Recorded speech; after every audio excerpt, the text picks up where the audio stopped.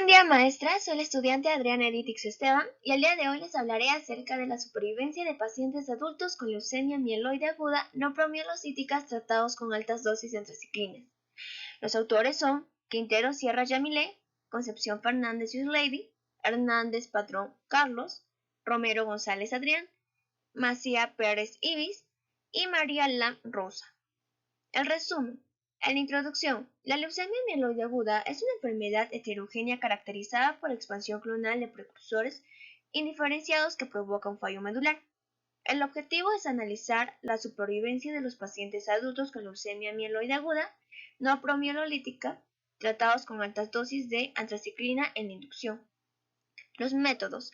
Se realizó un estudio analítico retrospectivo y longitudinal de 53 pacientes adultos menores de 60 años, tratados en el Instituto de Hematología e Inmunología desde septiembre de 2013 hasta diciembre de 2018.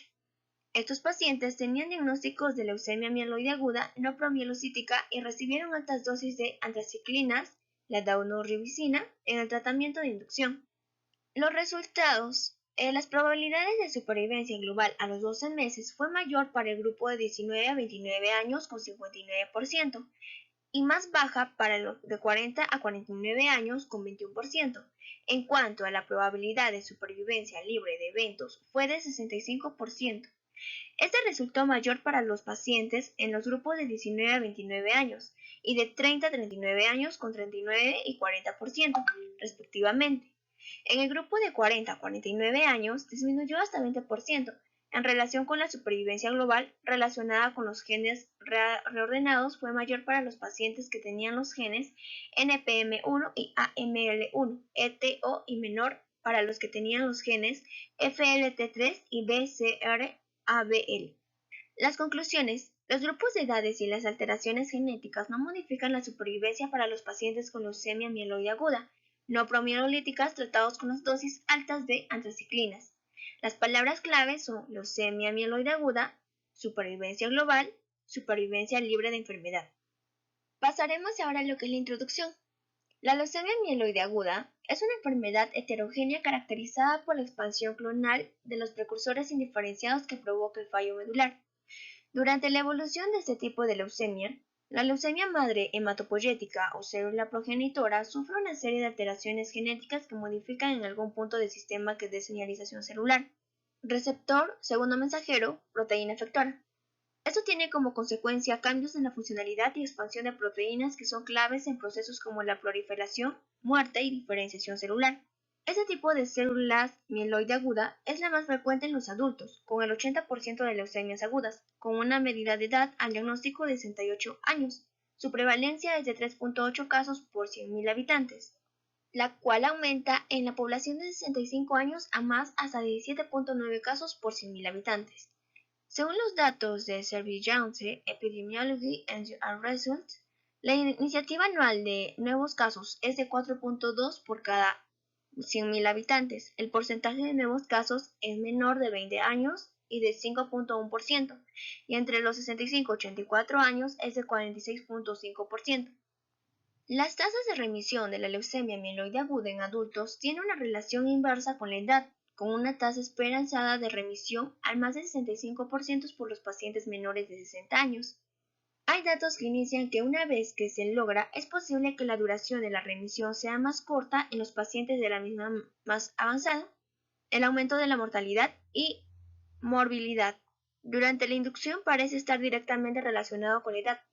Otros factores pronósticos adversos son la extensión del sistema nervioso central, la infección sintética en el momento del diagnóstico, el recubrimiento elevado de leucocitos, la leucemia mieloide aguda inducida por el tratamiento y antecedentes de síndrome mielodisplásico y otro trastorno hematopoyético previo. Los pacientes con leucemia mieloide aguda que expresan el antígeno CD34 de célula progenitora y la glicoproteína tienen un desenlace peor. En el año 2013 se realizaron estudios en pacientes menores de 60 años en las que la evolución para quienes recibieron daunorubicina fueron superiores a las de aquellos que recibieron las dosis más tradicionales, donde la tasa de remisión completa fue de 71 versus 57% y la mediana de supervivencia fue de 24 versus 16 meses. La supervivencia global de los pacientes con leucemia mieloide aguda sigue siendo un reto para la mayoría de los grupos medicados al estudio y tratamiento de esta enfermedad. La posibilidad de realizarse al paciente un trasplante de progenitores hematopoyéticos de referencia halógenos mejorará la probabilidad de supervivencia en los casos con citogenética adversa e intermedio y de los casos con alteraciones moleculares desfavorables. A partir de los antecedentes descritos, el presente estudio tiene como objetivo analizar la supervivencia de los pacientes adultos con la leucemia mieloide aguda no promielocíticas tratados con altas dosis de antraciclina, la deonoribusina, en la de inducción, específicamente la relación con la supervivencia global, la supervivencia libre de eventos y de enfermedad, así como correlacionar estas con la edad, el diagnóstico y las alteraciones moleculares y el pronóstico favorable y desfavorable en los pacientes evaluados. En los métodos, se realizó un estudio analítico, retrospectivo y longitudinal en pacientes adultos menores de 60 años, tratados en el Instituto de Hematología e Inmunología entre septiembre de 2013 y diciembre de 2018.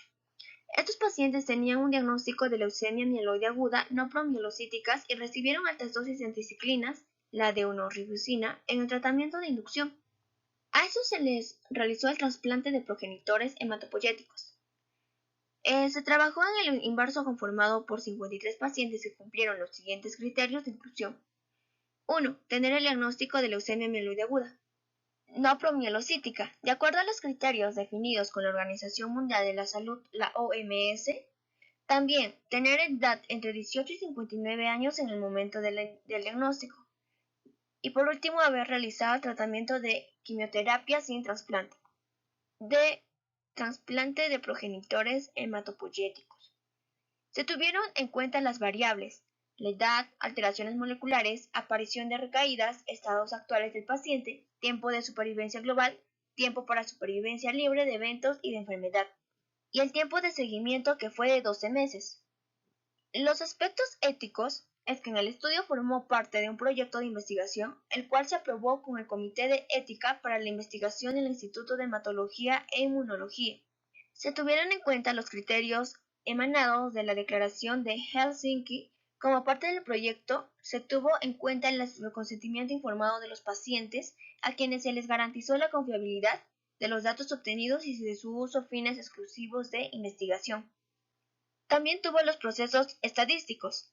El procesamiento de los datos se realizó mediante el planteo de los programas SPSS versión 15 para Windows, el tiempo de supervivencia para la sobrevivencia global de cálculo desde la fecha de diagnóstico hasta la fecha de muerte o de corte del estudio, para la sobrevida libre de eventos desde la fecha de inicio de tratamiento hasta la muerte. Para el análisis que lo promueve era el empleo de métodos de Kaplan-Meier y la comparación de las curvas de supervivencia que realizó mediante la prueba de Wieslow. Se consideraron significativos los valores de P menor o igual de 0,05. Se determinaron por el porcentaje de pacientes a los 12 meses de seguimiento. Los resultados. Se analizaron 53 pacientes, de las cuales 62.26%, o sea, los 33, eran de sexo femenino y 37.73%, o sea, 20, del sexo masculino. Se distribuyeron por grupos de edades, predominó el grupo de 40 a 49 años con un 30.18% y el de 19 a 29 años con un 28.30%. En relación con la probabilidad de supervivencia global a los 12 meses por grupo de edades, fue mayor para los pacientes más jóvenes de 19 a 29 años con 59% y más baja para el grupo de 40 a 49 años con un solo 21%. Estas diferencias no resultaron estadísticamente significativas. En cuanto a las poblaciones de supervivencia libre de eventos, a los 12 meses por grupo de edades, se observó que fue de 65%, donde resultó la mayor para los pacientes adultos de los grupos de 19 y 29 años y de 30 a 39 años, con un 39% y 40% respectivamente. No se reconocieron diferencias significativas. Sin embargo, en el grupo de 40 a 49 años fue muy baja, solo con el 20%. Estas diferencias no resultaron estadísticamente significativas. La probabilidad de supervivencia libre de enfermedad es muy baja, solo con el 8% de los casos, principalmente del grupo de 50 a 59 años de edad. La probabilidad de supervivencia libre de enfermedades a los 12 meses fue de 44% con el grupo de 19 a 29 años y que disminuyó a los de 40 a 49 años hasta un 27%.